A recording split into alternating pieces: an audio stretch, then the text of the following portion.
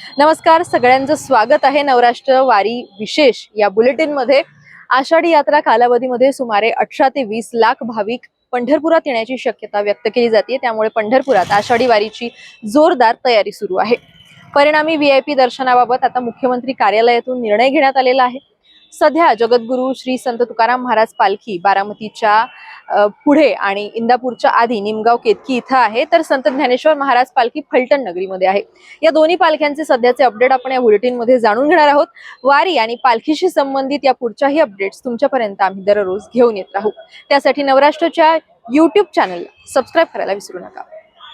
आषाढी वारीसाठी पंढरपुरात येणाऱ्या लाखो वारकऱ्यांना सुरक्षित, शुद्ध आणि दर्जेदार अन्न मिळावं यासाठी अन्न आणि औषध प्रशासनानं मोठी कारवाई सुरू केली आहे। आयुक्त तुकाराम मुंडे यांच्या निर्देशानुसार सोलापूर विभाग अलर्ट मोडवर असून 14 जुलैपर्यंत पंढरपूर शहरातले हॉटेल्स, मिठाई दुकानं, प्रसाद विक्रेते, खानावळ आणि फरसान केंद्रासह 17 आस्थापनांची तपासणी केली जाणार आहे। यावेळी 172 अन्न नमुने प्रयोगशाळेमध्ये आणण्यात आलेले आहेत। तपासणीत गंभीर त्रुटी आढळल्यामुळे मंगलमूर्ती मिसळ, त्यानंतर हॉटेल स्वरा, चायनीज सेंटर आणि हॉटेल विष्णू सहस्त्रनाम या 3 आस्थापनांचे व्यवसाय परवाने जे आहे ते तात्काळ रद्द करण्यात आल्याची माहिती जी आहे ती सहाय्यक आयुक्त साहेबराव देसाई यांनी दिलेली आहे। वारी काळामध्ये अन्नपदार्थांची स्वच्छता, साठवणूक, वापरलेले तेल, रंग आणि इतर घटकांची काटेकोर तपासणी सुरू आहे। नमुन्यांचे अहवाल निकृष्ट किंवा भेसळयुक्त आढळले तर अन्न सुरक्षा व मानके कायदा 2006 या अंतर्गत कठोर कारवाई करण्यात येणार आहे। वारीसाठी प्रशासनाची 20 विशेष पथकं कार्यरत असून अन्न पदार्थांबाबत तक्रार असल्यास नागरिकांनी 1800222365 या टोल फ्री क्रमांकावर संपर्क साधण्याचं आवाहन सुद्धा करण्यात आलं। मी साहेबराव देसाई, सहाय्यक आयुक्त अन्न औषध प्रशासन सोलापूर। आषाढी वारीच्या निमित्तानं सोलापूर कार्यालयामार्फत 20 अन्न सुरक्षा अधिकारी यांचे पथकं कार्यरत आहेत। त्यामध्ये आम्ही आज अखेर 217 अन्न आस्थापनाच्या तपासण्या केलेल्या आहेत। 172 अन्न नमुने विश्लेषणासाठी घेतलेले आहेत आणि विश्लेषण अहवाल प्राप्त झाल्यानंतर त्यांच्या विरुद्ध नियमानुसार कारवाई घेण्यात येईल। तसेच तपासणीवेळी आढळून आलेल्या त्रुटीच्या अनुषंगी आम्ही 3 हॉटेल आस्थापनांचा तात्काळ व्यवसाय बंद करण्याचे निर्देश कालच दिलेले आहेत आणि त्यांनी बंद ठेवलेले आहेत आणि त्याबाबतचा अभिलेख आम्ही आमच्या ताब्यात घेतलेला आहे। तसेच नागरिकांना व सर्वांना आवाहन करण्यात येत आहे की वारीच्या अनुषंगे अन्न प्रशासन विभागाचा अन्न परवाना, नोंदणी प्रमाणपत्र घेणे आवश्यक आहे। तसेच विविध विभागाची परवानगी घेणे आवश्यक आहे। त्यासोबतच स्वच्छता, पर्सनल हायजीन आणि परिसर स्वच्छता आणि स्वच्छ निर्भेळ अन्न देण्यासाठी सर्वांनी प्रयत्न करावे आणि प्रशासनाला सहकार्य करावे असे आवाहन मी सहाय्यक आयुक्त या नात्याने आपणास करीत आहे। पंढरपूरमध्ये जे आहे प्रसादाचं वाटप जे आहे मोठ्या प्रमाणात प्रसादासाठी त्याची काय तपासणी होणार का? लाडू असेल, पेढे असतील किंवा अन्य काय? प्रसादाच्या अनुषंगी जो विठ्ठल रुक्मिणी मंदिरे समितीचा जो जे मेन त्यांचा जो हे आहे समजा युनिट लाडू विक्री केंद्राचा, त्याची देखील आम्ही काल तपासणी केलेली आहे। त्या अनुषंगी आम्ही त्यांना स्वच्छतेबाबतच्या सूचना दिलेल्या आहेत। तसेच जे काही मंदिर परिसरामध्ये जे पेढे विक्रेते किंवा जे खाद्यपदार्थ विक्रेते आहेत त्यांचीसुद्धा आम्ही तपासण्या घेऊन अन्न नमुने घेतलेले आहेत आणि त्यांनासुद्धा स्वच्छतेच्या सूचना दिलेल्या आहेत। पंढरपूरच्या रोडला किंवा पंढरपूर शहराच्या आजूबाजूला किती हॉटेलांवर कारवाई केलेली आहे, त्यांचे व्यवसाय परवाने निलंबित केलेले आहेत? आपण पंढरपूर शहरामध्ये 3 हॉटेल आस्थापनांचे परवाने म्हणजे व्यवसाय बंदचे निर्देश दिले आहेत। म्हणजे जे काही त्रुटी आढळून आल्या त्या अनुषंगी त्यांना बंद ठेवण्याचे आदेश दिले आहेत आणि ते बंद ठेवलेले आहेत। त्यांनी आता पूर्तता होईपर्यंत ते बंदच राहतील आणि आम्ही जर पूर्तता पूर्ण झाली, आम्हाला त्याची खात्री पटली तरच आम्ही त्यांना म्हणजे पुढील आदेश नियमानुसार देणार आहोत। ज्ञानोबा तुकोबाच्या जयघोषामध्ये माऊलींच्या पालखीचे तरडगावहून फलटणकडे प्रस्थान झालेलं आहे। पाहूयात त्याची खास दृश्य।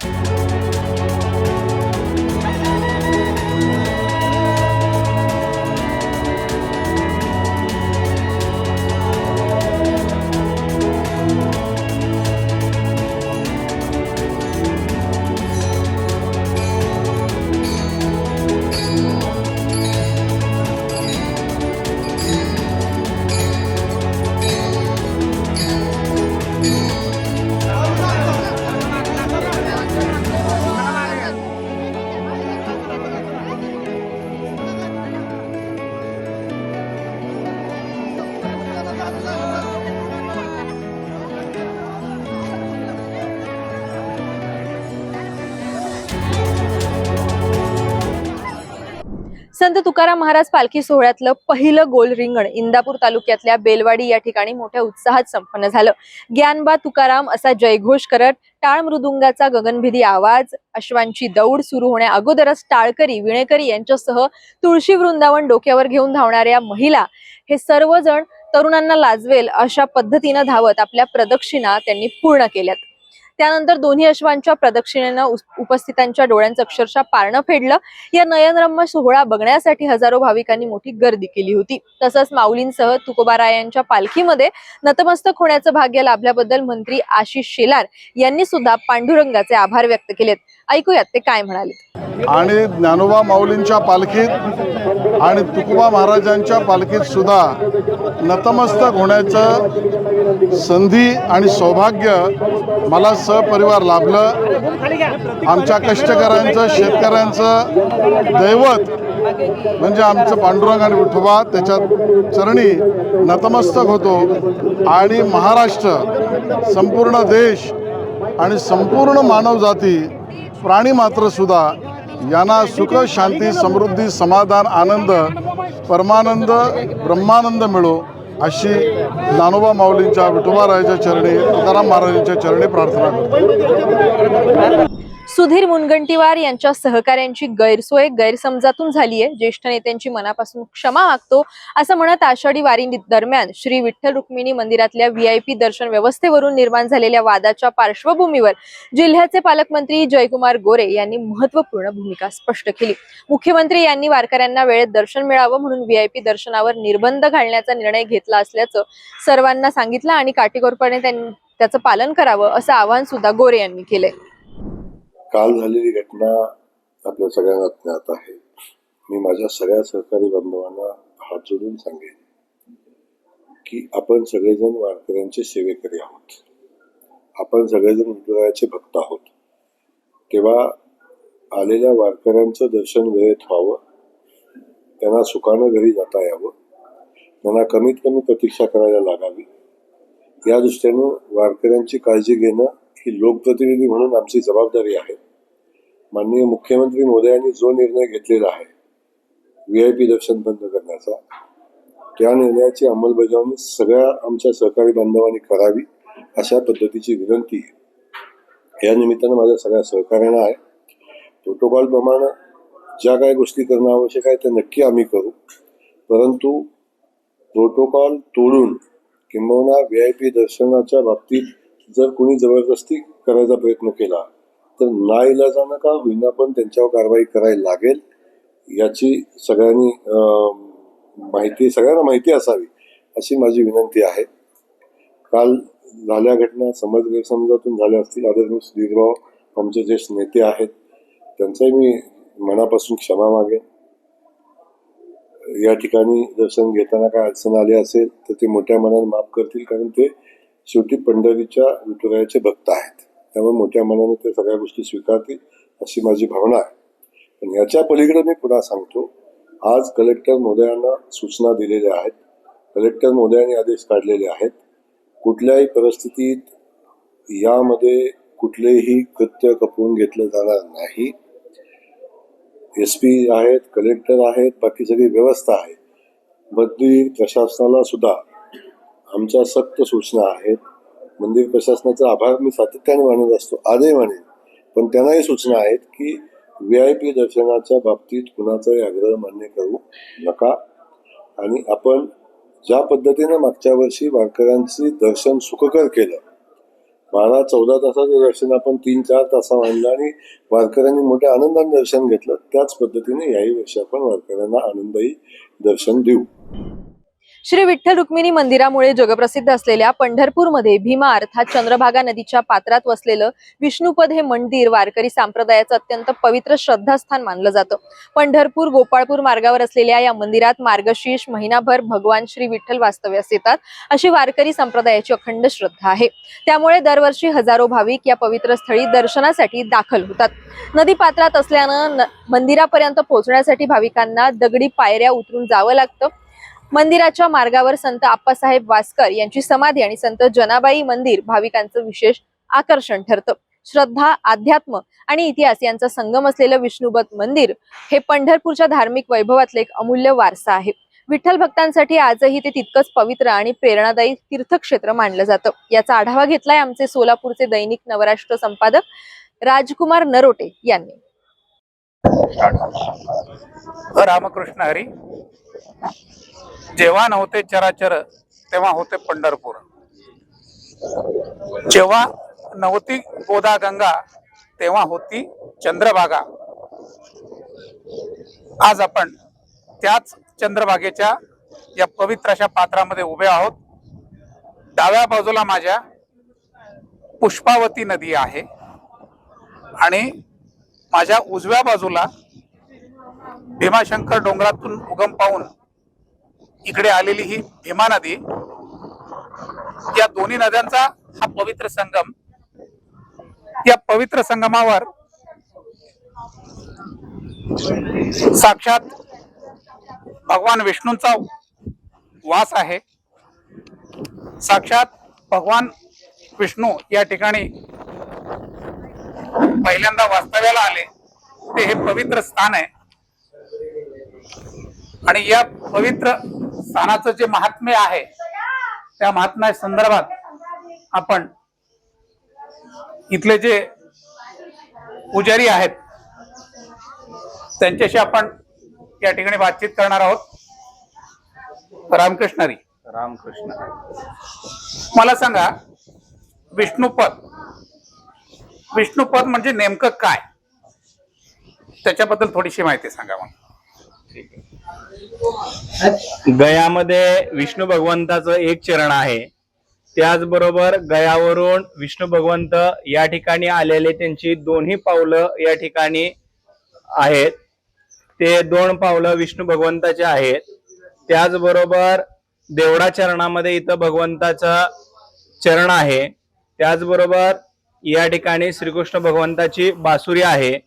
भगवंतांनी या ठिकाणी गोपाळकाला केलेली वाटी आपणास या ठिकाणी पाहायला मिळते.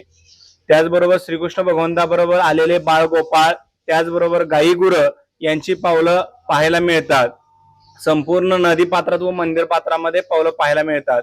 देवडा चरणामध्ये श्रीकृष्ण भगवंताची या ठिकाणी बासुरी आहे, मूर्ती आहे.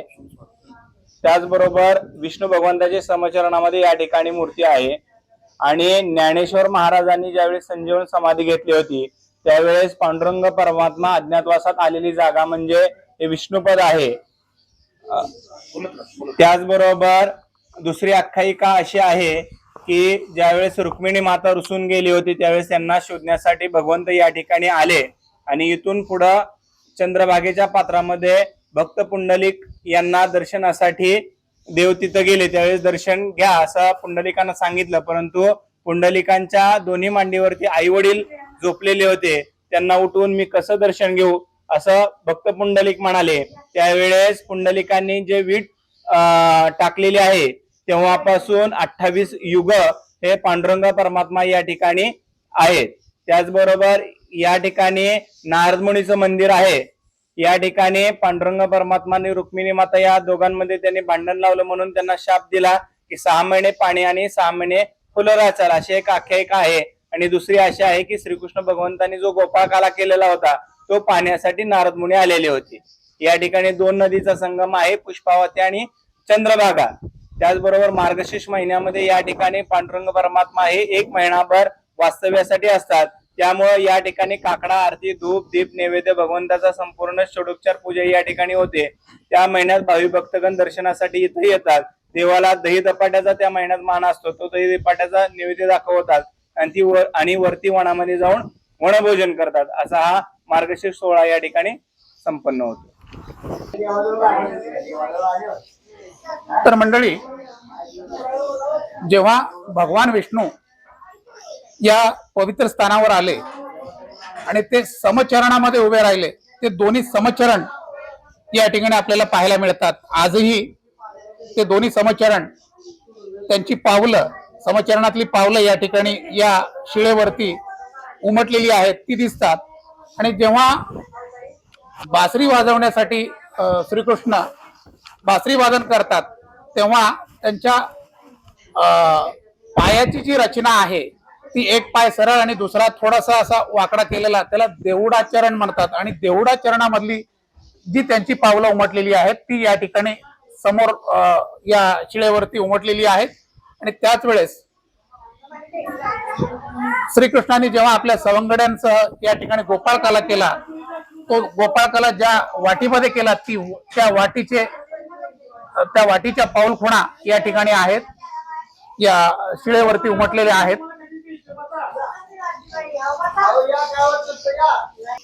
भगवान विष्णूची भारतवर्षामध्ये 2 मंदिरं आहेत. एक आहे गया या ठिकाणी, त्या ठिकाणी सुद्धा त्या मंदिराला विष्णुपद मंदिर असं म्हटलं जातं. पण त्या मंदिरामध्ये भगवान विष्णूचं एकच पाऊल आहे. आणि त्यानंतर जे दुसरं मंदिर आहे ते भीमा आणि पुष्पावती नदीच्या संगमावर वसलेलं हे विष्णुपद मंदिर. या ठिकाणी भगवान विष्णूंची 2 समचल पावलं आहेत, चरण पावलं आहेत आणि 2 देवडा चरणातली पावलं आहेत. अशा पद्धतीनं एकाच ठिकाणी वेगवेगळ्या पद्धतीची पावलं असणारं हे देशातलं एकमेव मंदिर आहे. आणि या मंदिरामध्ये मार्गशीर्ष महिन्यामध्ये भगवान विष्णू हे मुक्कामाला असतात, या ठिकाणी त्यांचा वास असतो. म्हणून मार्गशीर्ष महिन्यामध्ये या ठिकाणी भाविकांची प्रचंड अशी गर्दी होते. ही अनोखी वारी आपल्याला कशी वाटली ते कमेंट करून नक्की सांगा. माळेगाव इथले दिव्यांग व्यक्ती सोमनाथ वाईकर या कार्यकर्त्यानं दिवंगत उपमुख्यमंत्री अजितदादा पवार यांचा हुबेहूब आवाज पालखी सोहळ्यातल्या वैष्णवांपुढे काढून सर्वांनाच अचंबित केलंय. त्याचा व्हिडिओ सध्या सोशल मीडियावर चांगलाच व्हायरल होतोय. पाहूयात त्याची एक खास झलक.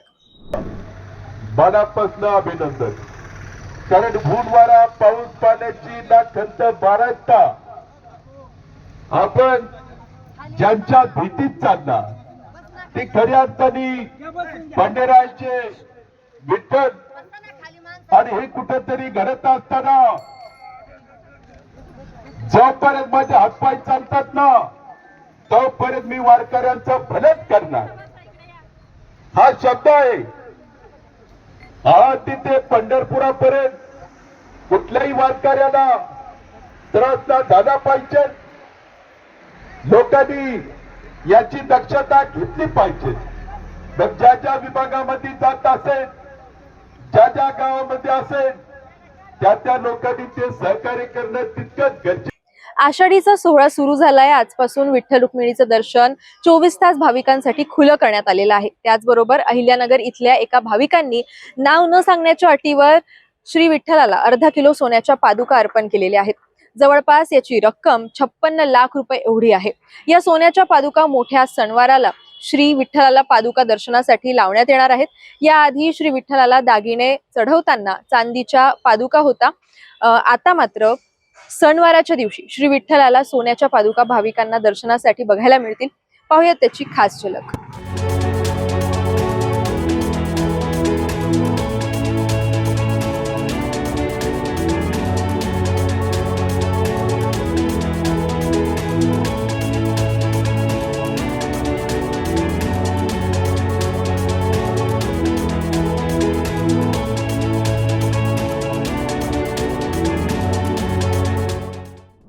ही विठ्ठलाच्या चरणी सेवा रुजू करायची आहे. त्यामुळे जवळपास अर्धा किलो सोन्याच्या पादुका आज त्यांनी श्री विठ्ठलाच्या चरणाला अर्पण केलेले आहेत. याची किंमत जवळजवळ 56,59,000 एवढी किंमत आहे. या ज्या पादुका आहेत, आपण ज्यावेळेस सण असेल, वार असेल, महत्त्वाचा दिवस असेल, ज्यावेळेस आपण देवाला दागिने अर्पण करतो त्या दिवशी श्रीच्या चरणाला आपण रोज ह्या पादुका लावणार आहोत. पुरातत्व विभागाची आहे का परमिशन? यापूर्वी चांदीच्या पादुकाला आपल्याला परवानगी आहे. त्यामुळे सोन्याच्या पादुकाला आपण त्यांच्याकडून वेगळी परवानगी ही घेतलेली नाही आणि त्यांची परवानगी निश्चितच आहे. आजपासून VIP दर्शनाचे काटेकोर पालन होणार आहे. संविधान पदावर असणारी व्यक्ती यांनाच स्टेट प्रोटोकॉल आहे. अशा 3 लोकांनाच दर्शनासाठी पंढरपुरात सोडणार येणार असल्याची माहिती आता समोर येते. काल दर्शनाचा पहिला दिवस होता. समन्वयाचा अभाव कमी असल्याची जिल्हाधिकारी यांनी स्वतः कबुली दिली. VIP दर्शनासंबंधीचा मुख्य आदेश काय आहे ऐकूयात जिल्हाधिकारी यांच्याकडूनच. आम्ही सर्वांना माहिती असेल की पंढरपूरमध्ये आषाढी महिना सुरू झालेली आहे. आषाढी महिन्यामध्ये जवळपास पहिल्या 15 दिवसमध्येच जवळपास 30 ते 32 लाख लोक दर्शन घ्यायला आमच्याकडे येतात आणि त्यांचं दर्शन लवकर व्हावा आणि चांगल्या पद्धतीनं व्हावा आणि सुलभ व्हावा म्हणून आम्ही VIP दर्शन पूर्णपणे बंद केलेले आहे 15 जुलैपासून. त्यांचे काल मुनगंटीवार साहेब आले होते, त्यांच्याबरोबर सगळे त्यांचे नातेवाईक सुद्धा होते. त्यांना दर्शन देण्यात आलं पण नातेवाईकांना देण्यात आलं नव्हतं, परंतु तुम्हाला ते कॉल करून आले होते असं त्यांनी सांगितलं होतं. पहिलं 2 विषय. एक सर्वप्रथम म्हणजे VIP दर्शन कालपासून बंद केलं होतं आम्ही. पहिला दिवस असल्यामुळे काही कोऑर्डिनेशन इश्यू होत्या, तो सुद्धा आम्ही काल रात्रीच सगळ्या डिपार्टमेंटला बोलवून घेऊन आम्ही पूर्णपणे सॉर्ट आउट केलेली आहेत. 8 पासून VIP दर्शन पूर्णपणे बंद करण्याचं काटकोरपणे पालन झालं असेल तुम्हाला दिसेल. आणि आता दुसरा विषय असा आहे की ज्यांच्या स्टेट प्रोटोकॉल आहेत म्हणजे माननीय आमदार महोदय असो, खासदार महोदय असो, मंत्री महोदय असो या जजेस असो त्यांना स्टेट प्रोटोकॉल लागू आहेत. आम्हाला असं नियोजन केलेली आहे की जे कोणी स्टेट प्रोटोकॉल आहे त्यांच्यासोबत 2 ते 3 लोकांच्या VIP दर्शन करायला आम्ही नियोजन केलेली आहे. काल गुलाबराव पाटील सुद्धा आले होते, त्यांना सुद्धा 4 ते 5 लोकांना सोडण्यात यावं असं तुमचा आदेश होता, परंतु 14-15 लोक गेले असं सांगितलं जातं. नाही, मी अगोदर सांगितल्याप्रमाणे पहिला दिवस असल्यामुळे काही कोऑर्डिनेशनचे इश्यू झाला. आम्ही आता काल रात्री पूर्णपणे ब्रीफिंग घेतलेली आहे. आम्हाला वरून सुद्धा आदेश आलेली आहे की ज्यांच्या स्टेट प्रोटोकॉल लागू आहे त्यांच्यासोबत 4 ते 5 लोकांचा अलो करण्याचा तुम्ही आदेश जारी केलेला होता की जे लोक अधिकारी असतील, कर्मचारी असतील, त्यांनी जर VIP दर्शनाला सोडलं तर कशा पद्धतीने कारवाई होईल? नाही, सर्वप्रथम VIP 2010च्या शासनाचा GR आहे, त्या GR प्रमाणे मंदिर कमिटीने त्या GR वापरून पूर्णपणे VIP दर्शन मंदिर समितीने बंद केलेली आहेत. या व्यतिरिक्त डिझास्टर मॅनेजमेंट ऍक्ट खाली मी सुद्धा याच्यामध्ये परिपत्रक काढलेली आहे.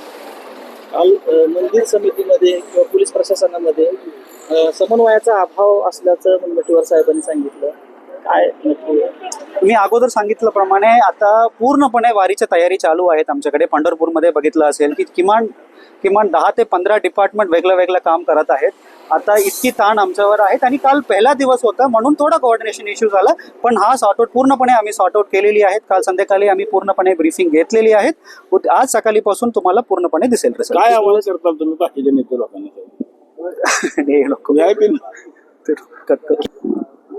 चालू करू. VIP दर्शन आम्ही 15 जुलै पासून जवळपास 28 जुलै पर्यंत आम्ही नियोजन केलेली आहे VIP दर्शन. करा की आवाज 4 ते 5 आषाढी यात्रे काळामध्ये लाखोच्या संख्येने भाविक येत असतात, परंतु जे मंत्री, आमदार, खासदार आहेत त्यांना तुम्ही VIP दर्शन बंद केलं, पण काय आवाहन कराल? आमच्याकडे सर्वांना माहिती असेल की आता जवळपास 32 ते 35 लाख वारकरी एकत्र परत सांगतो. आपल्या सर्वांना माहिती असेल की पंढरपूरमध्ये आषाढी महिना सुरू झालेली आहे. आता जवळपास 32 ते 35 लाख वारकरी आणि भाविक आमच्याकडे येणार आहेत.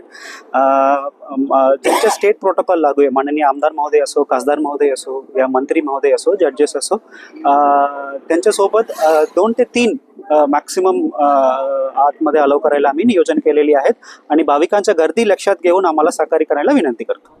पालखी, वारी मार्ग आणि वारीचा संपूर्ण प्रवास या संदर्भातली प्रत्येक अपडेट नवराष्ट्राच्या YouTube चॅनलवर तुम्हाला बघायला मिळणार आहे. तुमच्यापैकी सुद्धा कोणी वारीच्या मार्गावर मधूनच जॉईन होणार असाल तर आपले अनुभव नक्की कमेंट करून कळवा.